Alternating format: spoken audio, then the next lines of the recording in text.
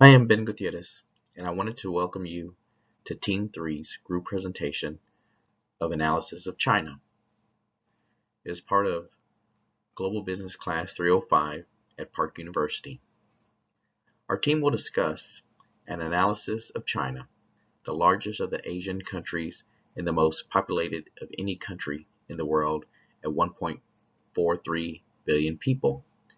The analysis will consist of the country's background, business practices, an overview of its economic situation, competitiveness, and healthcare. This data can be used to help investors, individuals, management, and companies when looking to moving into or a possible move to China. China, officially the People's Republic of China, or PRC, occupying nearly the entire East Asian landmass. It covers approximately 1/14 of the land area of Earth. Its total area is 3.7 million square miles, and its total land area is 3.6 million square miles. With more than 4,000 years of recorded history, China's historical civilization dated from at least 1200 BC. In 221 BC, China declared its independence under the Qin dynasty. In 1912, it was declared the Republic of China. On October 1st, 1949, the People's Republic of China was established. By land, the country is bordered by 14 other countries and faces South Korea, Japan across the Yellow Sea, and the Philippines beyond the South China Sea. The topography of China encompasses the highest and the lowest places on Earth. Its relief varies from mountainous terrain to vast coastal lowlands. Its climate ranges from extremely dry, desert-like conditions in the northwest to tropical monsoons in the southeast. And China has the greatest contrast in temperature between its northern and southern countries of any other country in the world. Due to its large landmass, China's per capita for the country is 397 per square mile. But this number is quite different in the larger cities. Beijing, the capital, is also the cultural, economic, and communication center of the country. It has been the capital of China for the last 800 years. Shanghai is the main industrial city, listed at 23.4 million people. It is the undisputed most populous and wealthiest city in China with a per capita of 15,000 per square mile. The city has the largest and busiest ports in terms of canisters and cargo tonnage, a grand business district, 2 large airports, and the world's fastest train, and a network of elevated highways. Hong Kong is a leading commercial center and port, known as the International Trade Center of China. China is a Communist Party-led state. The government is divided into 4 branches: the legislative, the executive, the judicial, and the military. Business practices. Language. China is known for its highly diverse linguistic landscape. Officially, the language in China is Standard Chinese. It is also known as Standard Mandarin or Modern Standard Mandarin. Out of its 121 billion citizens, 955 million speak that language. Linguistic experts believe that there are 56 ethnic groups in China, and that currently 297 languages are spoken there today. When conducting business, the business language is Mandarin. It is also the top language worldwide for business other than English. Literacy rates. Since 1990, China's literacy rates have been rapidly improving.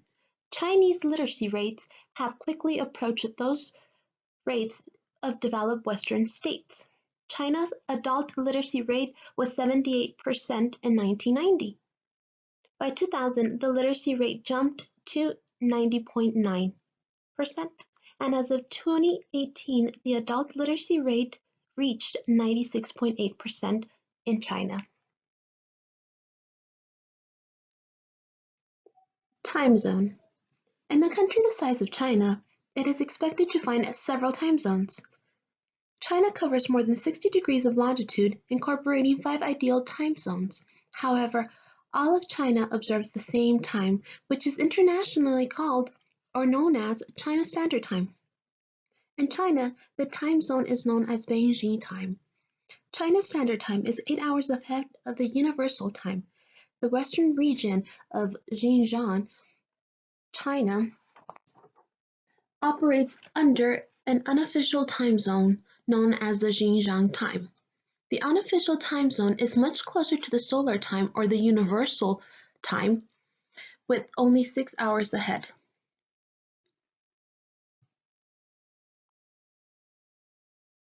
Currency. China is known to have two currencies, the renminbi and the yuan.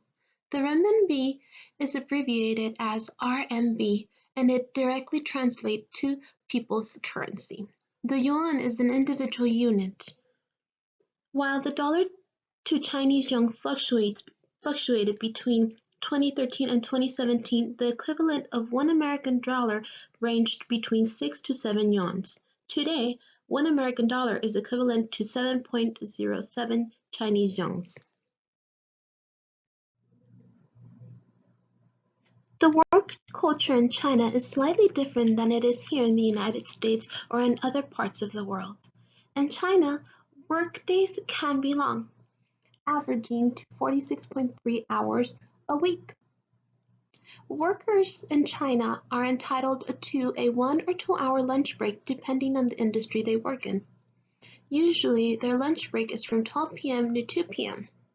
This gives them enough time to eat their meal and take a quick nap. For those working in the tech industry, their hours are longer. They work on average 72 hours a week, from 9 a.m. to 9 p.m., 6 days a week. Those in the tech industry are allowed a 2-hour lunch, again from 12 to 2, and this is enough time for them to eat and take a nap. Employers believe that letting employees rest after lunch will make their afternoon work more profitable. Hello, good morning. Jagar Patel here to talk to you about the economic situation in China. The People's Republic of China is the most populous country in the world and has the second largest economy after the United States. So before China opened up its economy, it was really social. It is a socialist country, but it was really social. It was a centrally planned economy. But after Mao Zedong left in '79, they started implementing economic reforms that actually uh, opened it up, liberalized it, and we saw a growth rate of economic growth rate of an average of 10% every single year. It was the highest. It was one of the fastest growing. It still is. Uh, it's one of the fastest growing economies, and even during our recession in '08, it was still growing. Uh, while it has dipped in the last 2 3 years, it is still considerably higher than its peers. Uh, what is so amazing about China is it was able to lift over 800 million citizens from poverty, uh, and so when we think about where they started in 1978, this is per the Congressional Report on China.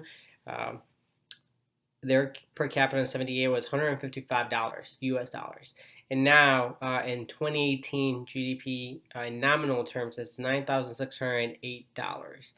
So so what a great achievement that they have had. And when we talk about 1.4 billion people, they always need to create jobs, create manufacturing.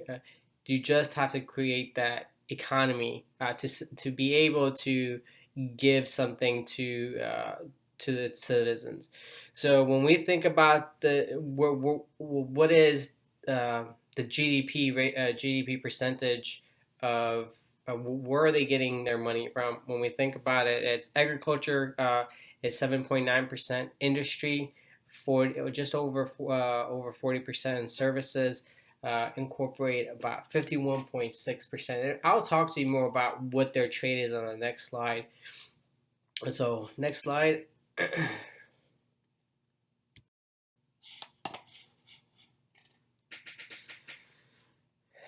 So as I previously mentioned, China's rise to the economic global stage has been fueled by agricultural, industry, and services sector, and these data are based on the 2018.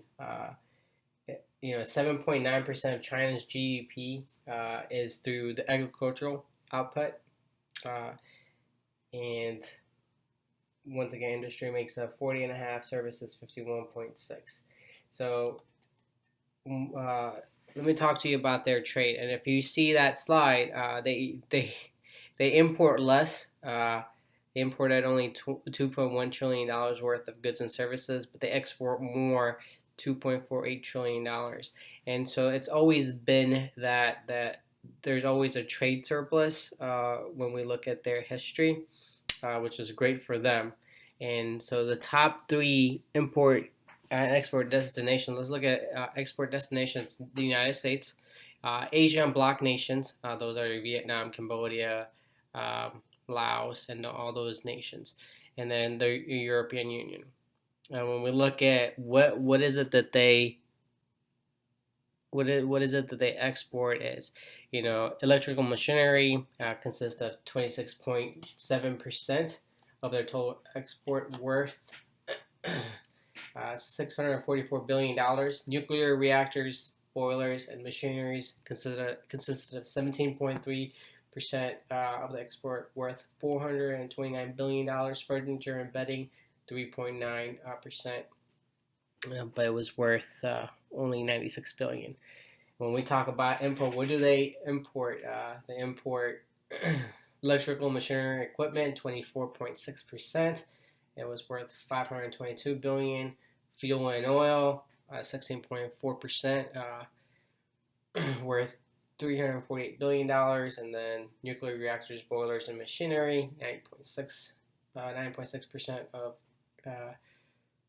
the import, worth $202 billion. What we also we also see that the U.S. has played a huge role in China. Obviously, they're one of the biggest manufacturing countries out there. China is the largest U.S. merchandise trading partner. It's the biggest source for imports too. And also China holds. It's the largest holder of U.S. Treasury securities. I think it's just over $1.4 trillion. The other thing about that is they also, the country has a large amount of sums that comes in FDI, foreign direct investment too, and that's from countries like China and their autonomous island of Hong Kong and other Asian countries too. So that's a little bit about the economic situation in China. They're doing well. It's an unprecedented achievement that they have achieved economically. We have never seen something like that in the last half century. And if they continue to grow economically, they will surpass the United States in nominal terms of GDP, because they already have the largest when we talk of power purchase parity. All right, well, I'll hand this over. Thanks.